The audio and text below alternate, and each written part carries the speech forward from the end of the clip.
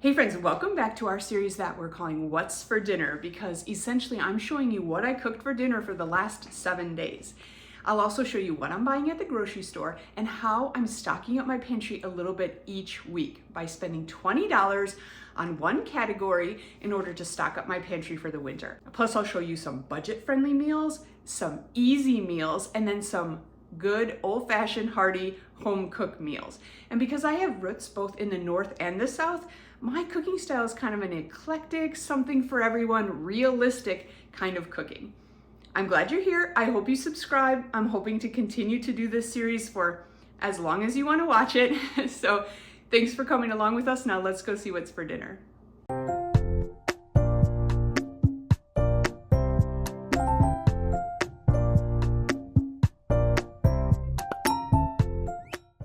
It's day one and I'm gonna make a great big spaghetti bake. We have friends who just had a baby, so I'm gonna make a pan to send home with them and then also a pan for us to have for dinner. This is ground beef, any of your favorite spaghetti sauce, and then I added some tomatoes to this as well. This is the top. This is going to be just the topping for the spaghetti bake. You may have seen the recipe $1 Million spaghetti or TikTok spaghetti. That's essentially what this is going to be. I added some pepperoni to mine just to give it some extra flavor, but also because I had some pepperoni in the fridge I needed to use up. I cooked and drained one box full of spaghetti noodles, and the base of this is actually Alfredo. So I put in a jar of Alfredo sauce, nice and easy, and then some garlic powder, some pepper, a little bit of Parmesan cheese. I like to add those extra things just to make it a little bit more flavorful. And then I just stirred this all together. Now, this is kind of the base of this spaghetti bake. And like I said, I'm giving some away, so I made 2 pans of it. I bought this 2-pack of aluminum pans, and I thought I'll just make ours in that too, just to make sure it turns out just fine. And of course it did. Now I spread that first layer down in the bottom, and then I'm just going to spoon the spaghetti sauce layer on top. It gives it a little bit of a baked layered effect. I'm not sure, it's just kind of how the recipe goes, but it turned out great. Now on top of this I added cheese. You can probably use a mozzarella or any kind of Italian style cheese, but I had cheddar, so that's what I used. And then I had some of this leftover pizza cheese, so I added that on top. The cheesier the better when it comes to this casserole. And then on top of this I added pepperoni. So mine's more like a pizza bake. So you could call it a TikTok spaghetti or $1 Million spaghetti, but I called it a pizza pasta bake. I just put enough of these on to make it look kind of pretty, and then I covered it all in aluminum foil, and I just wrote how to make this right on top of the aluminum foil to make it easy for them. Now, if you just make this, I would bake it at 350 for 25 minutes. However, if you put it in the fridge or the freezer and pull it out, it's going to take more like 50 minutes to bake. I did, of course, let them know. I added a Caesar salad bag on the side to make it nice and easy, and I wanted to also give them a dessert, but I really didn't feel like making anything, so our local grocery store makes the best pumpkin bars, so I just went the easy route, bought these pumpkin bars, and I'm giving them 3 because it's a mom, dad, a little girl, and then a new baby. Here we go. This is either $1 Million spaghetti, TikTok spaghetti, but I made it more like a pizza spaghetti bake. Don't tell me it costs $1 million. I would guess, just a rough estimate, that this probably cost less than 20, and it's basically feeding 2 families. Yeah, because she made it for a lady that just had a baby in our church. So it makes a lot of food. All right. Here we go. Ooh, mine's really steaming hot. Oh no.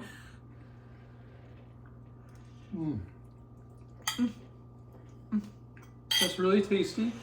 Mm-hmm. The addition of the pepperoni, I think, makes it nice. It normally didn't have pepperoni in it. And then that white sauce kind of tames the acidity of that red sauce a bit. Mm-hmm. I like that. I love this. It's just super flavorful. It's very yummy. And what I love about it is, once you make it, you can kind of put it in the oven and kind of forget about it. I'm not going to say it's easy to make, but you have that oven time where you can clean up and everything's put away and you're ready to enjoy supper. Yeah. Nice job, honey. This one's a hit. I'm going to throw in a bonus lunch just because I used up a lot of things that I've been trying to use up from my pantry that are getting close dated. So I'm making this kind of I don't know, maybe a little bit of an Italian salad, but I ended up putting a dressing on it that's more like a Cobb salad. So this is really just a fun creation. Something anyone can do with some of the items they have lying around in their house. Don't be afraid to try weird creations because a lot of times they turn out. This was just onions, some olives we had to use up. I had 2 cans of beans, chickpeas and northern beans that really needed to be used up because they were getting close dated. I also added a few mini cucumbers that I diced up. And then the dressing I made was more like a Cobb salad because I love that dressing. It's like olive oil, a little bit of garlic, some seasoned salt, sugar, which actually makes it taste really good, and a little bit of mustard. Added some water to kind of thin that out, whisked it up, and added that on top of this salad. It was just a light, fresh, crisp kind of salad. Tossed it around. I served it with crackers. It was really delicious that way. I've made this before. You can add tomatoes or really anything that you like in a salad like this. It was just for us for lunch for a few days, so it really didn't matter. As long as it tasted good, I wasn't serving it to anyone. Now on to day 2, and I'm gonna make a soup because it is soup season and I'm so excited to have some soups cooking on the stove this season. I used up some of that red onion that I had used for lunch, and then I grated some carrot in this pan with a little bit of butter. And now we're going to add in some flour because basically we're making a roux just to make sure this soup gets a little bit thick as it cooks. Now, I love this Weiler's chicken broth, but you can use any kind of chicken broth, and I used about 2 to 3 cups to start with. Now, I always figure when you're making a soup, you can thin it out if you want it a little bit thinner with more chicken broth, or leave it as is, depending on how thick you like it. So I whisked that in to make sure all the little flour bits were mixed in, and look, it's going to be a broccoli soup. I just cut some broccoli up into these little florets, added those in, and then I added a little bit of milk because I want this to be kind of creamy. And then that just needs to simmer on the stove until the broccoli gets nice and tender.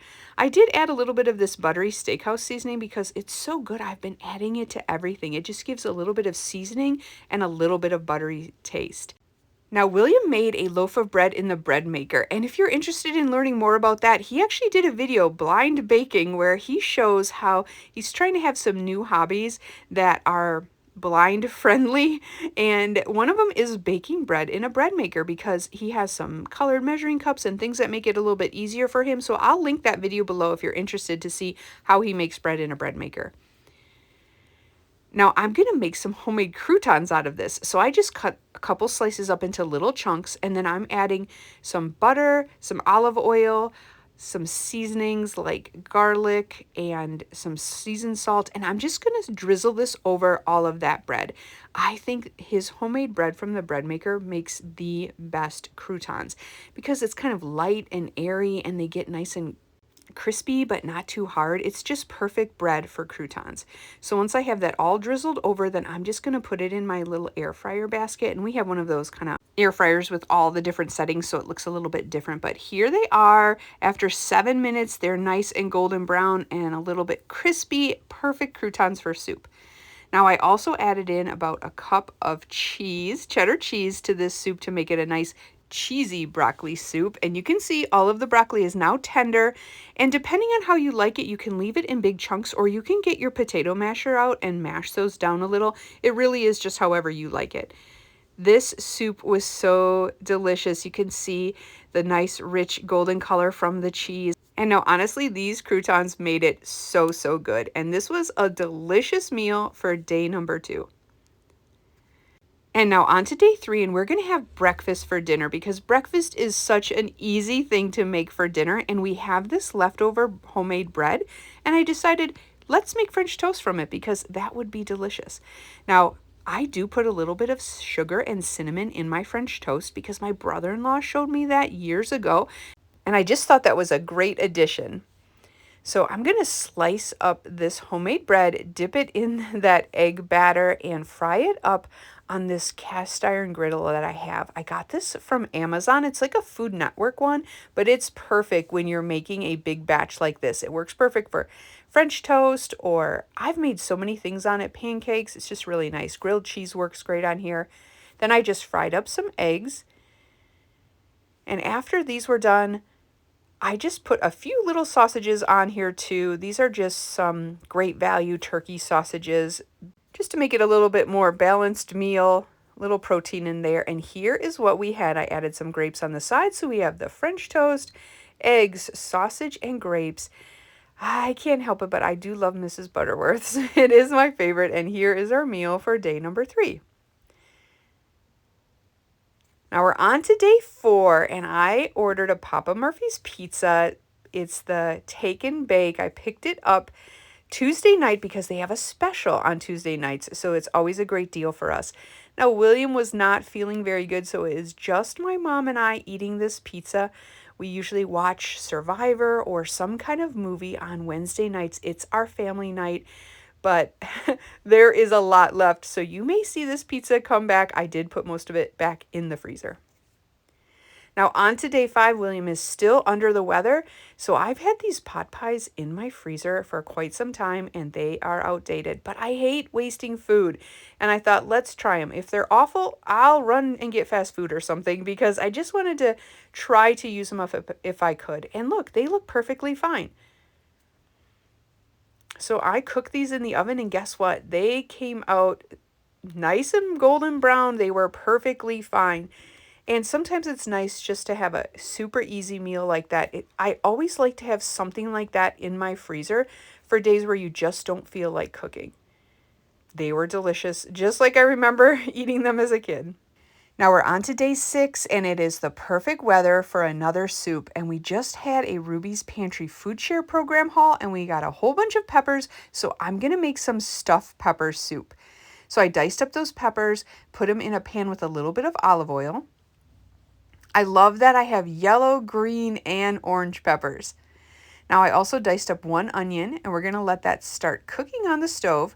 Once they're cooked down a little bit, I added in a pound of ground beef, and I just chopped that up and browned it. Then we're going to add in a can of stewed tomatoes. And here's my little hack to cut them down to size. Instead of making a mess on your cutting board, I just use my kitchen shears and cut them up a little bit to make them smaller pieces. Now I added 1 can of tomato sauce, and then I also got this organic beef broth from my Ruby's Pantry haul, so I added that in too. Now I didn't think this was very strong, so I did add a little bit of powdered beef broth on top of that.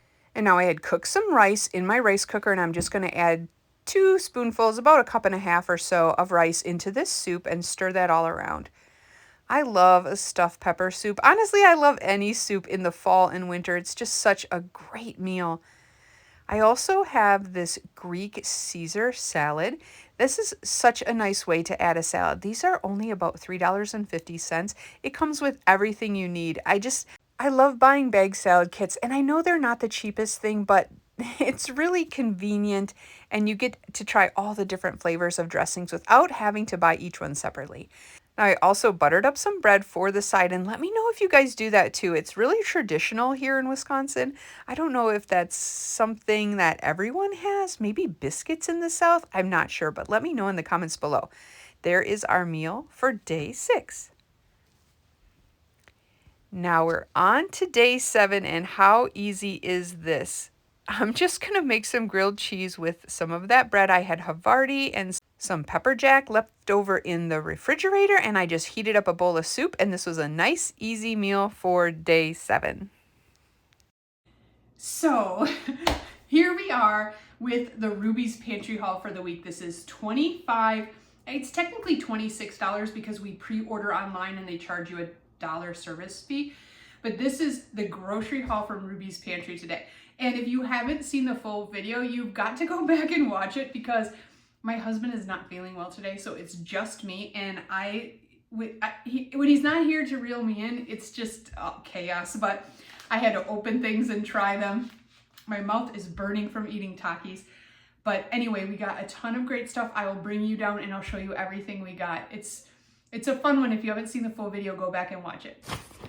This is a great big bag of French fries, steak cut French fries, a whole big bag full of those. I will freeze them in smaller freezer bags to use up. And these are great because I have used them in the past to make breakfast skillets and cheesy potatoes. They're just like a hash brown, basically. Yay, we got guinea pig lettuce from Ruby's Pantry, so now I don't have to buy any. That is a great money savings for me. I was planning to make stuffed peppers and we got 6 of them today. So that is perfect. I can just cross that right off my grocery list for the week. We got some jalapeno potato chips. We won't use, which is probably 2 bags. I'm gonna go ahead and donate those because we definitely don't need 3 bags. Same with these Takis. I would probably eat 1 or 2 bags of Takis, but they are very spicy to me, so I'll probably end up donating those, and it will bring you along when we do. And this is interesting. This is a white corn and cojito cheese spread, so stay tuned because we will try that. We have some Nature Valley soft bake muffin bars. Those look so good to me. This is a spicy chili lime seasoning, and I actually already opened it. It is bright red and I tasted it. It reminds me of like a taco flavored Taki. So it sort of tastes like Takis, but then also sort of tastes taco flavored. It was really good, but spicy. We got some bananas, lots of Takis, some cherry tomatoes. We have some Keurig K-cups of, or actually not Keurig brand, but K-cups of hot cocoa. A big bag of potatoes, probably about 5 pounds, and I love these Yukon Golds, so that's perfect for me. Some water, some cats in a box because they are way too curious.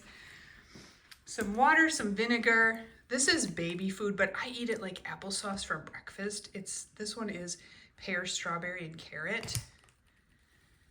This is some organic beef broth. That'll be easy to use up. I'll probably make a stuffed pepper soup using that. A couple bags of sauerkraut, which we love here, so that won't go to waste. Some turkey cheddars from Johnsonville. A big bag of soft pretzels, which will be great for football season. And I think that is it. There's Winnie. Winnie, he's chewing the box. This is definitely a great Ruby's Pantry haul. Lots of nice, fun stuff in here. Okay, ignore that cat. Don't even look at him. This is the white corn with cojito cheese. I just heated up a little bit in the microwave. I'm just gonna taste it with a spoon because I wanna know if I should freeze it or what I should do with it.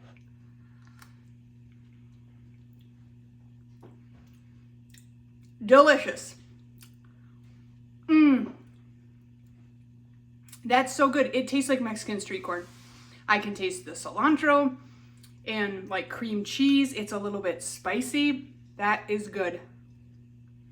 I'm gonna freeze it in some little containers so we can have it for like football season maybe. That's good. I'm going to put everything away in the freezer, and I ended up putting those spreads in these 4 containers, and somebody commented on the Ruby's Pantry video that I should make a potato Mexican street corn chowder, and I'm so excited to do that next week. Now I'm also going to put these French fries away, and then of course these pretzels, and our freezer is starting to get stocked up. And then we did take the rest of the items that we didn't think we'd eat over to that free pantry on this nice rainy fall day. But I'm so glad that we were able to give them away and not waste them. So I just got my meat delivery. I have a friend, she's actually my hairdresser, who has a small hobby farm, and her and her husband have beef, and her kids show them for 4-H. So we get our beef from them. And I only have one left from last time. I'm going to save this. I'm going to defrost it for tonight. I have same thing as last time. We got 20 packages for $130. That's $6.50 each. If you buy it in that larger amount, it's a little bit of a discount. Otherwise, I believe she has it for $7.50 each. But what you have to remember is that this meat isn't going to shrink. So unlike the stuff you get at the grocery store, that you brown it up and you have a big pile of grease that you have to drain off. You don't have to drain this meat, and if you do, it's maybe a tablespoon if you don't want it in there. But for the amount of grease on there, to me, I just leave it because it's not very much at all. And because of that, you get more meat per pound in your dishes, in your food. Great way to stock up and have good, decent beef that you know where it was raised. If at all possible, I would recommend a butcher. I'm so happy that it's soup season. It's been so nice making a couple homemade soups, having them boiling on the stove when the weather's cold outside, and it's nice to be able to freeze a few that I can pull out for my lunches. This week was fun, lots of extra grocery hauls this week, but thanks for coming along with us, and I hope to see you back next week to see what's for dinner.